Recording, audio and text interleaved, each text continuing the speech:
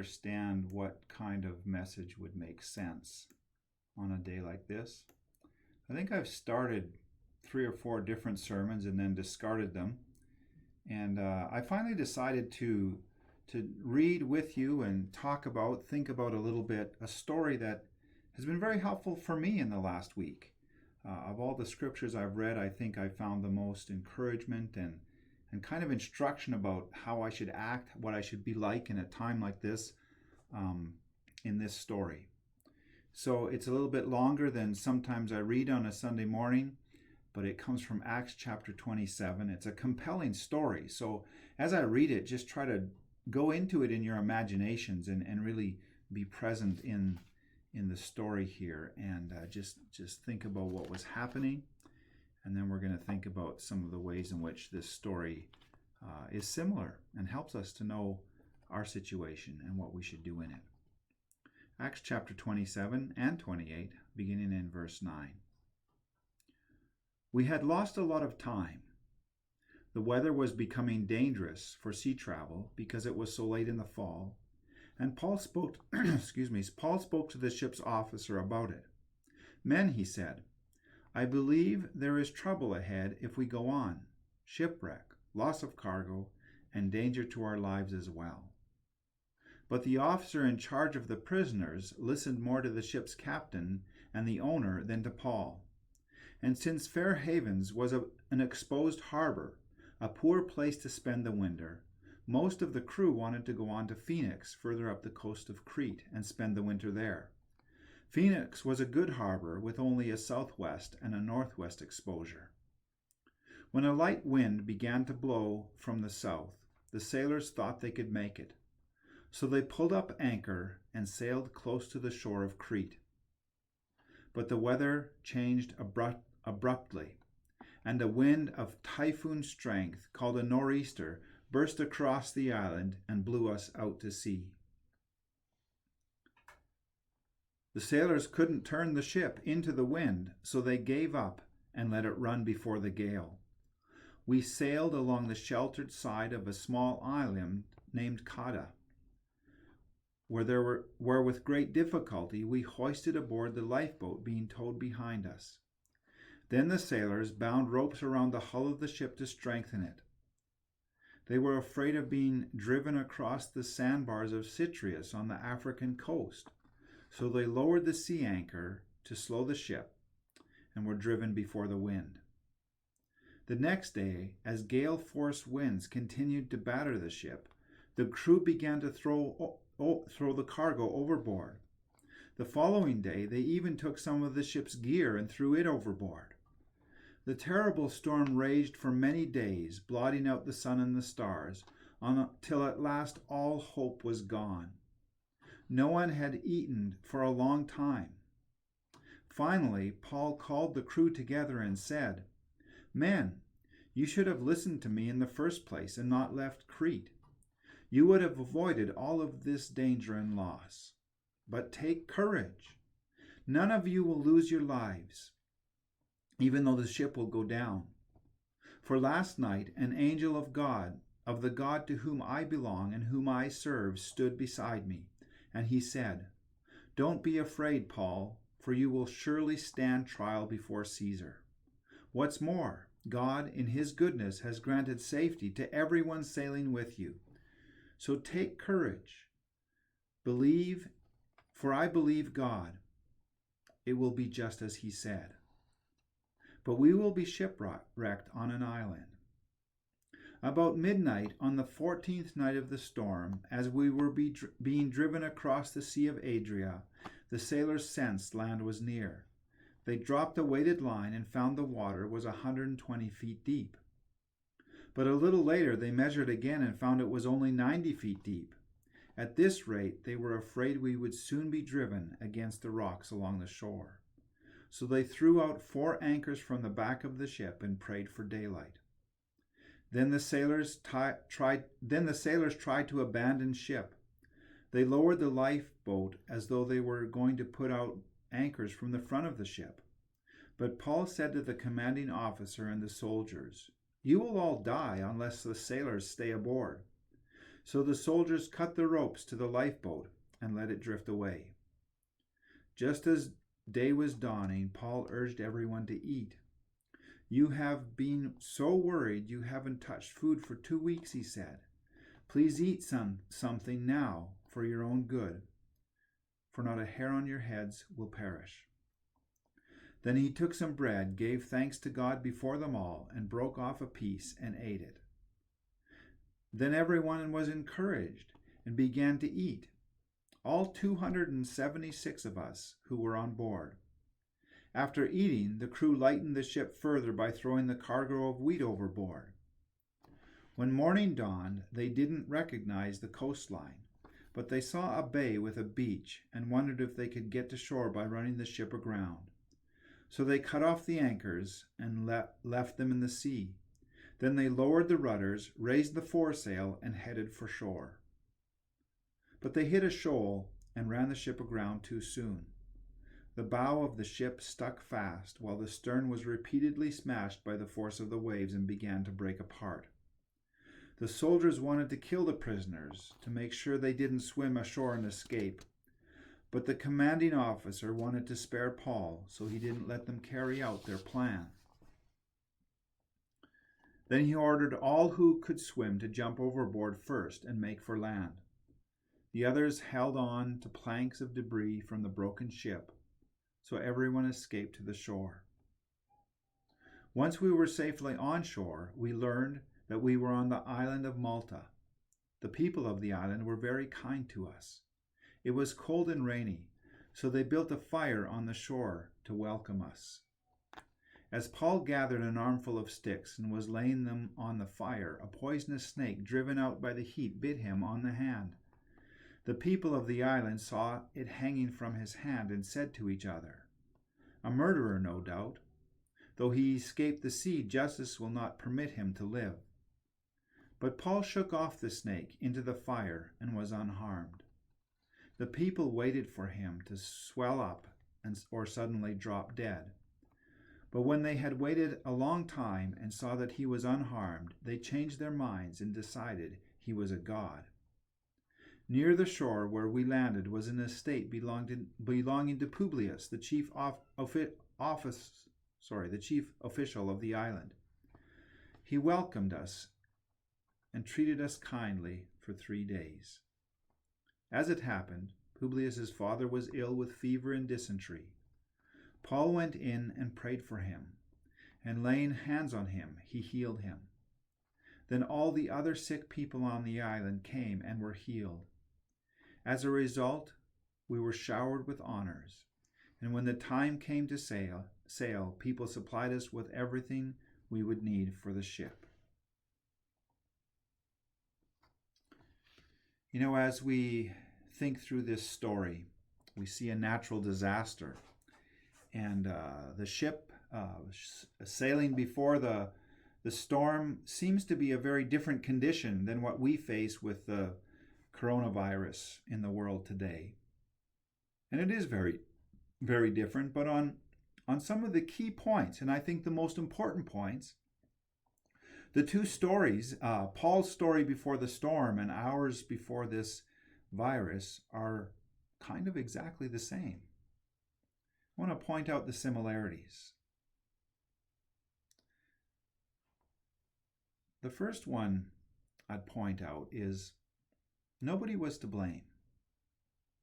You know, we know, for example, in the story of Jonah and the whale, or the fish, that the storm came about by the hand of God for a specific purpose, to get Jonah back on track in obedience to God. We have no indication of such things with this storm that Paul and the crew faced. It's just one of those things that happens from time to time in this world. Storms come and storms go, and if you happen to be out on the sea when a storm suddenly comes, you're kind of at its mercy. There's no blame, no reason to blame anyone. And I think that's the same thing we face with the coronavirus. It's part of the nature of the world we live in. It's not the world we want to live in. It's not what we would prefer to live in, but it just is. It's part of the reality. These things come from time to time. The plague in the Middle Ages, the Spanish flu, SARS, and now the coronavirus. It's just something that happens. Unfortunately, we don't like it. It makes us think many deep thoughts about the nature of God in this world, but it's what happens. And as we look at Paul's story and the current situation we're in, we realize that it just keeps on getting worse. For Paul and the other people on the ship, it just seemed to just get worse and worse, and finally they all gave up and just resigned themselves to the fact that the storm would get them.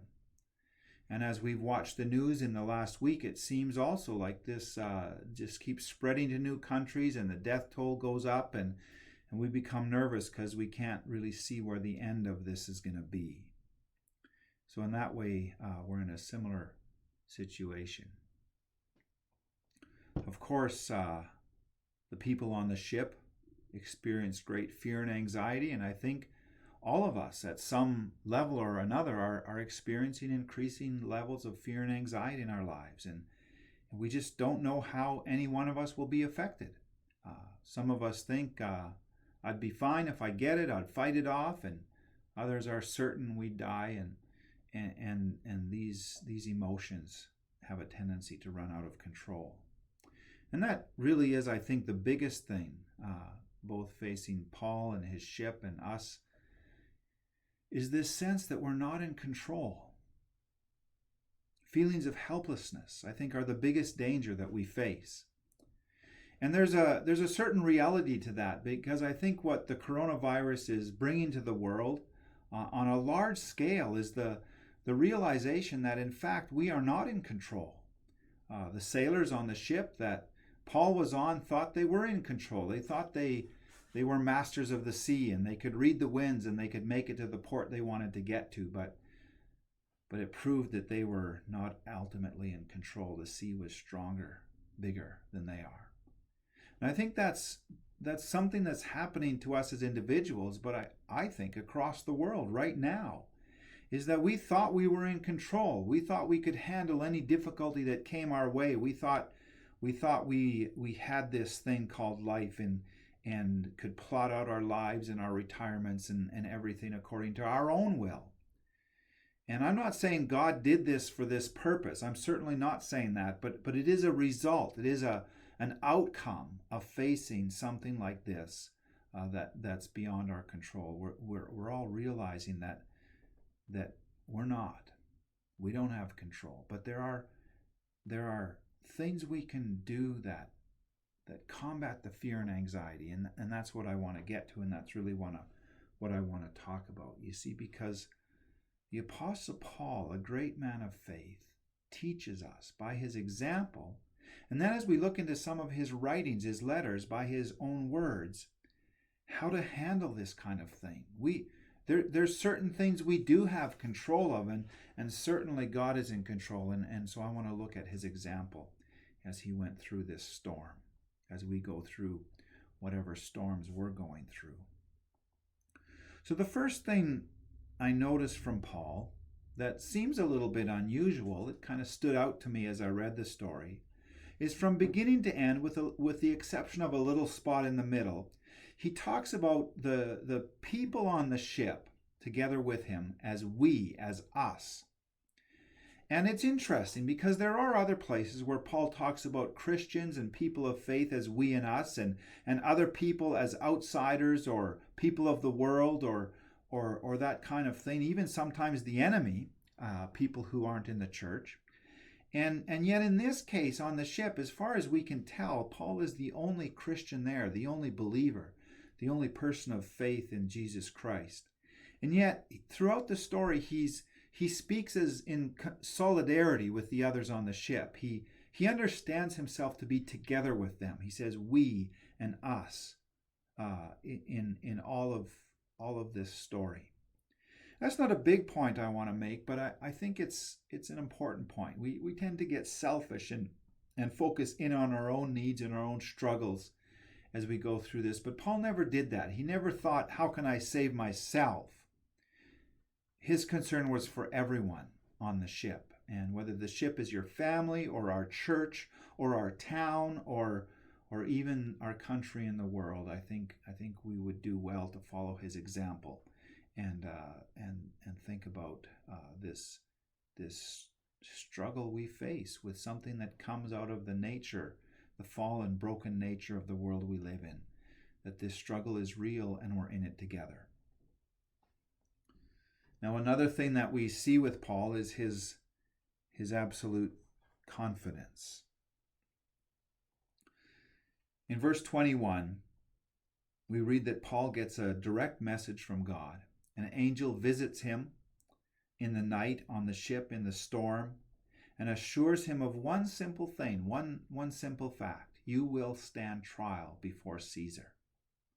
Now, this is not a new thing for Paul.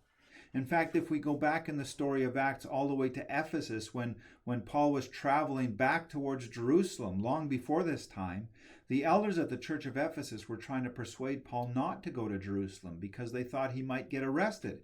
And if he got arrested, he might stand trial. And they were trying to avoid that eventuality.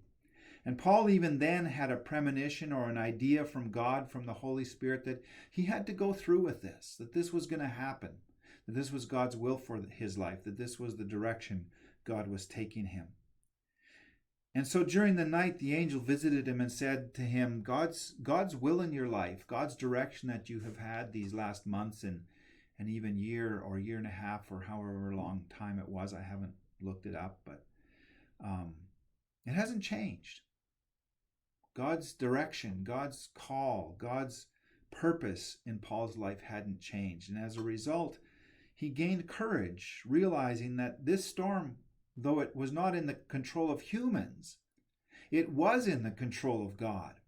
God could do with the storm what God wanted to do. God could do with the ship what God wanted to do. And if God had determined that Paul would stand trial before Caesar, Paul could have absolute confidence that he was not going to perish in this storm. Now, I'm not trying to suggest that none of us or no one you know will die from the coronavirus. This is a serious thing. I don't want to minimize the danger we face. But I want to assure you of this. Whatever it is that God's purpose for your life was before this happened, it's still the purpose for your life. It hasn't changed.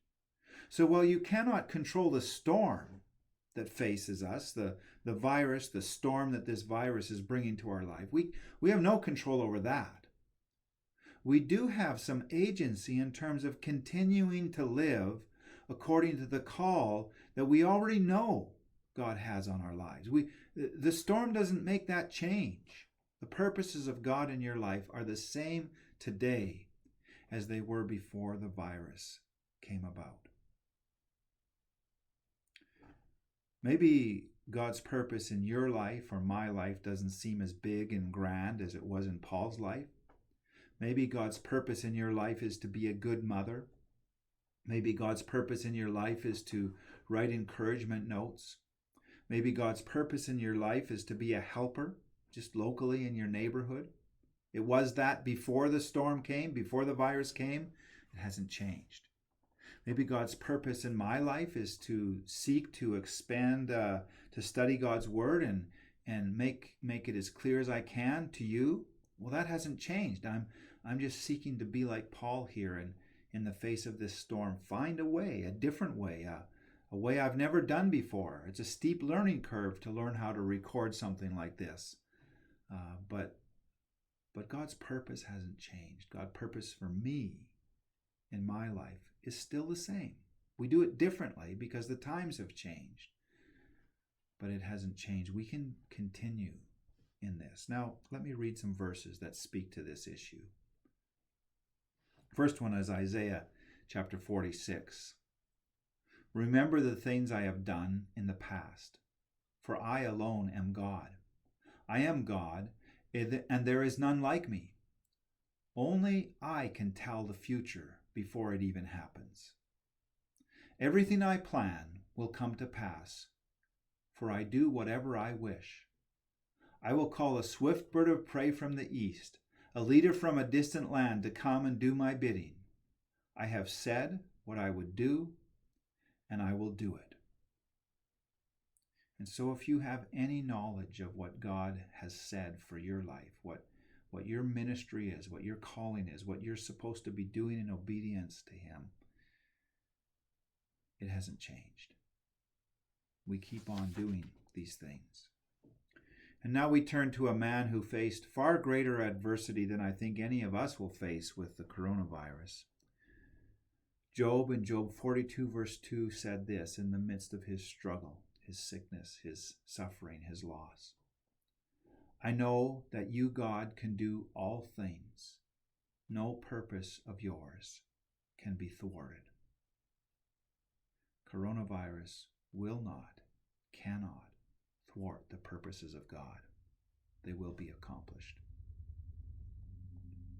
And then Psalms 57, verse 1 and 2. Have mercy on me, O God, have mercy. I look to you for protection. I will hide beneath the shadow of your wings until the danger passes by.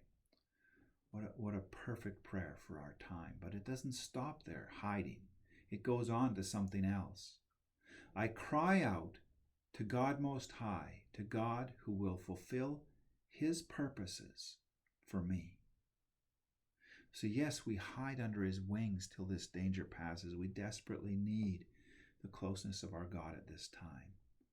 But even there, under His wings, His purposes continue. His purposes for me and you continue.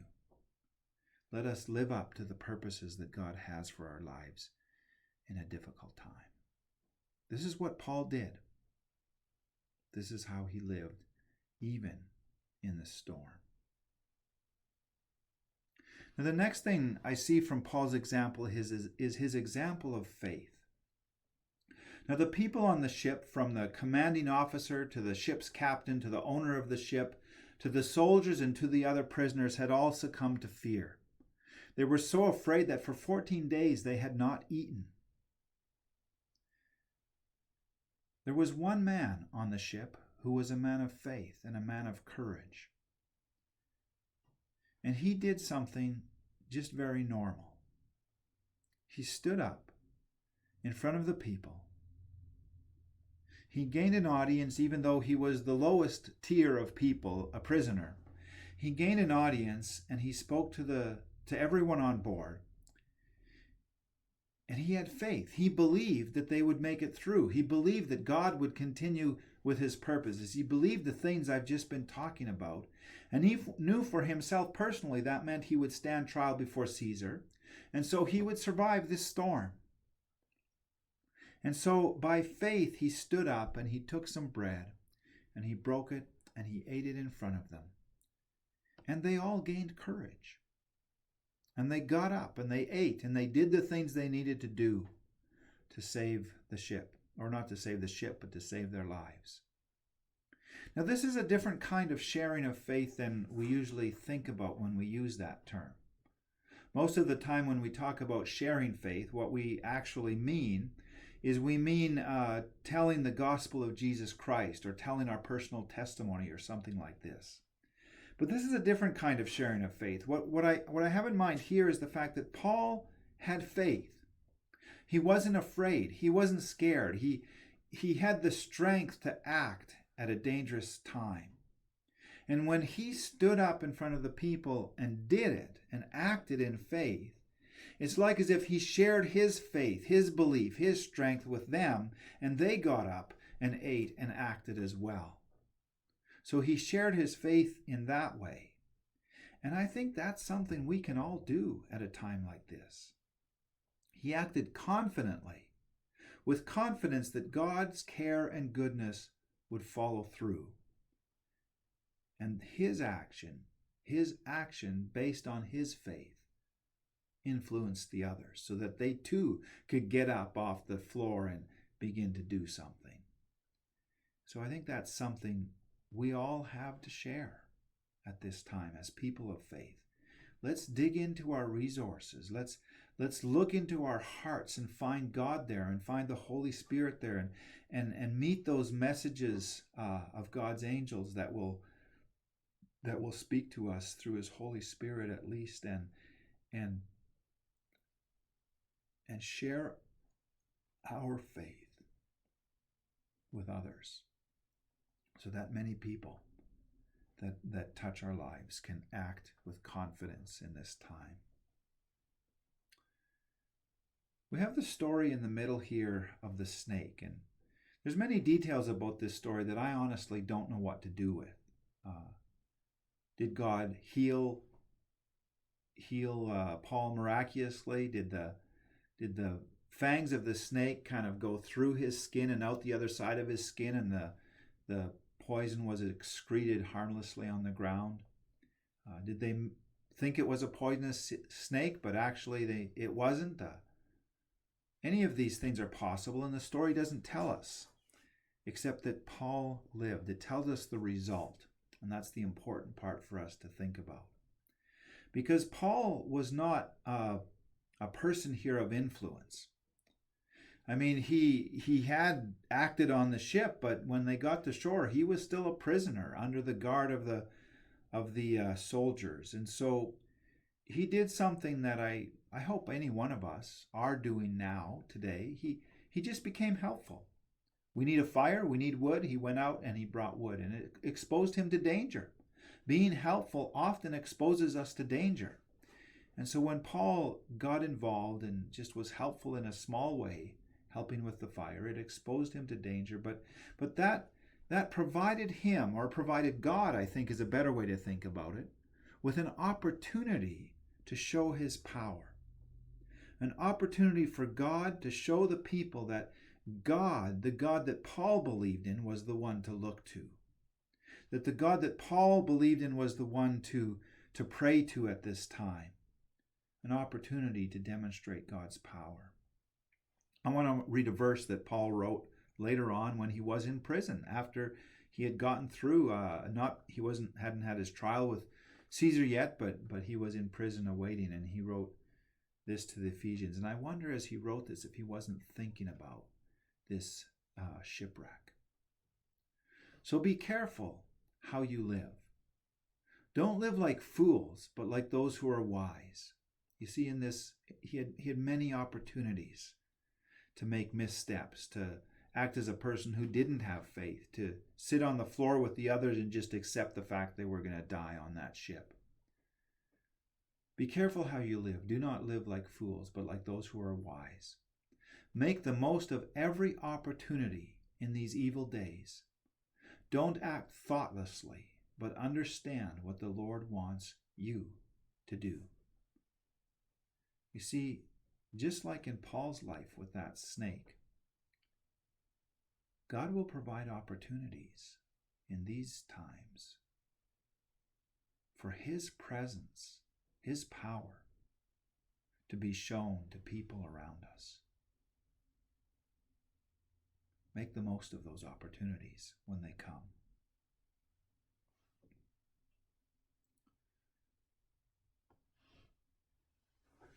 This beach looks like a place all of us would rather be than where we are right now. This is on the island of Malta, and it's the beach of St. Paul. That's what it's called to this day.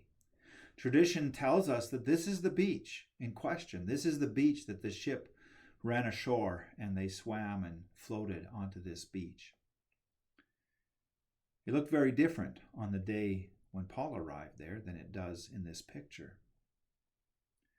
But I don't think any one of us would have blamed Paul if he had done nothing. He'd done enough already. He'd survived a harrowing experience. He'd acted in courage and with faith and saved the day. He could have just sat down and done nothing. No one would have blamed him. I wouldn't have. I don't think you would have. But he didn't. On the island of Malta, Paul stepped right up and immediately began to act like an apostle of Jesus Christ. That was his calling, to go from place to place and plant churches in power and strength. It was his gifting. It was God. It was what God was doing through and with him for the previous years. And now here he was shipwrecked on an island, probably exhausted, and he went right to work. He went right on doing the things that he did everywhere he went. He found there was a need in the official's house, and he went there and prayed, and God provided with a miracle to heal the man's father, and the island of Malta heard the gospel. I don't know if a church was planted or not. Maybe others of you have done the research and know if that's what happened. It's not mentioned in the Bible that that's what happened. But it's certain that Paul preached the gospel with power as an apostle, as he did every other place he went.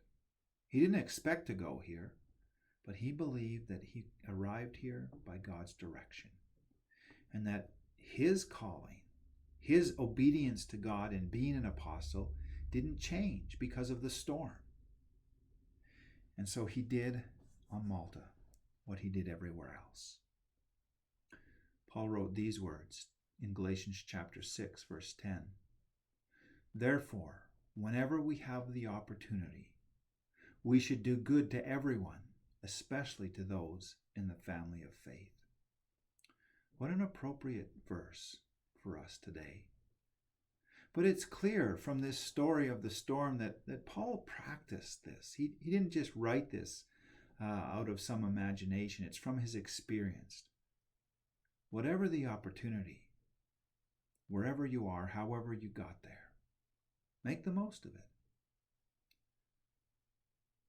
Do good in these times as God provides the opportunities to do it. Colossians 4, verse 5 and 6 says, live wisely among those who are not believers, and make the most of every opportunity. Let your conversations be gracious and attractive, so that you will have the right response for everyone. It doesn't change because of coronavirus.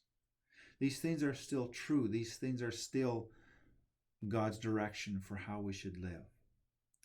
And I believe that as we do this, we will live so much better. You see, when we realize that we have no control over so much of what affects our lives, we can feel helpless, and that can lead to anxiety and fear and depression. But when we realize that though we never did have control of these things, it's just that God in his graciousness has kept disaster from us for so long. But yet even in the face of a storm like this, we are to act the way we've always supposed to act. It hasn't changed. And when we get up and begin to do the things, now I don't necessarily mean physically get up, because I'm sitting here, as you can see, with laundry and stuff behind me in self-isolation. I can't leave the house. But as we begin to find ways to do things, take the opportunity, live into the calling of God on our lives that hasn't changed because of coronavirus, we'll put fear aside. Depression will fall away, and we'll find joy, we'll find hope, we'll find faith as we see that God is still working through the things that we do. I'm not saying you should do what you can't. If you are depressed, ask for help. Don't hear me saying just pull yourself up and act anyways. I'm not saying that at all. Don't do what you can't. And I'm not saying you should avoid precaution and follow the direction of our health officials to flatten the curve, is the word we've all become accustomed to. Very important to do this. Don't avoid precaution. But what I am saying is this.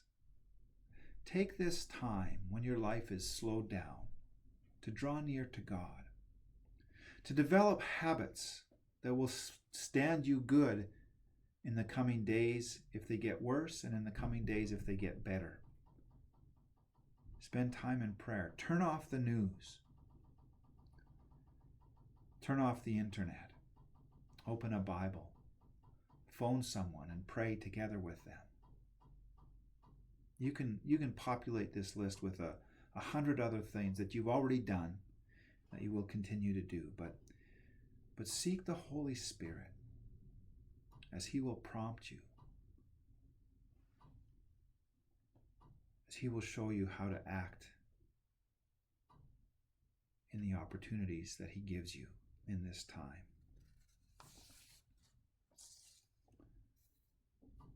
I pray that we can all live out our faith and be a light in a world that is feeling increasingly dark. You know, there's one good thing about darkness. When it's dark, the light shines more brightly.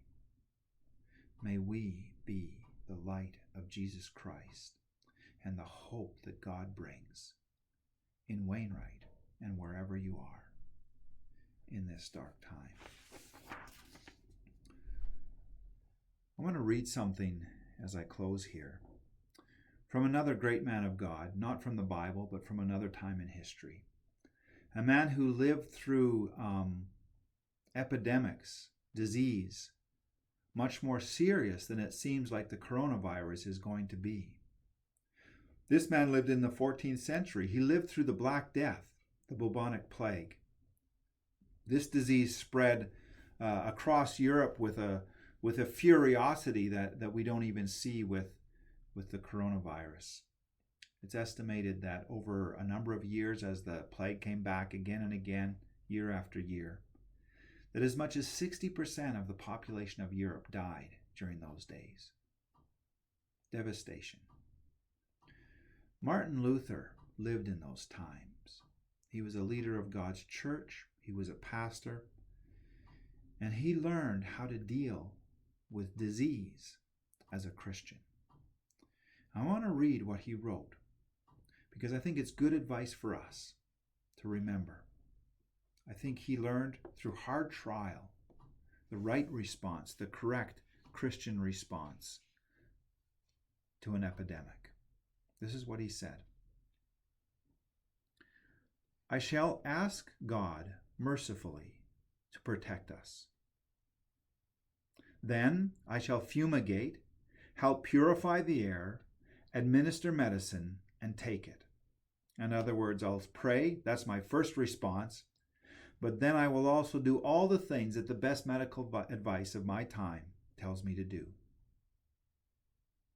I shall avoid places and persons where my presence is not needed, in order not to become contaminated and thus perchance inflict and pollute others, and so cause their death as a result of my negligence. In other words, he practiced social distancing and self-isolation, exactly what we are being instructed to do. Then he talks about his faith. If God should wish to take me, he will surely find me. And I have done what he has expected of me, and so I am not responsible for either my own death or the death of others. On the other hand, if my neighbor needs me, however, I shall not avoid place or person, but will go freely as stated above. I'll put myself at risk if I'm needed. This is such God-fearing faith, because it is neither brash nor foolhardy, and does not tempt God. I think those are good words of advice, learned by another man of God who lived through disease epidemic, I think much worse than what we face. Martin Luther, during that time, tried to encourage the church in many different ways. And one of the ways is by writing songs. And he wrote a song that till today is still a favorite. And so I'm going to use that song as our closing prayer. Martin Luther's song that he wrote to encourage people as they faced the Black Death, the bubonic plague. And I hope this song will encourage us as we face the coronavirus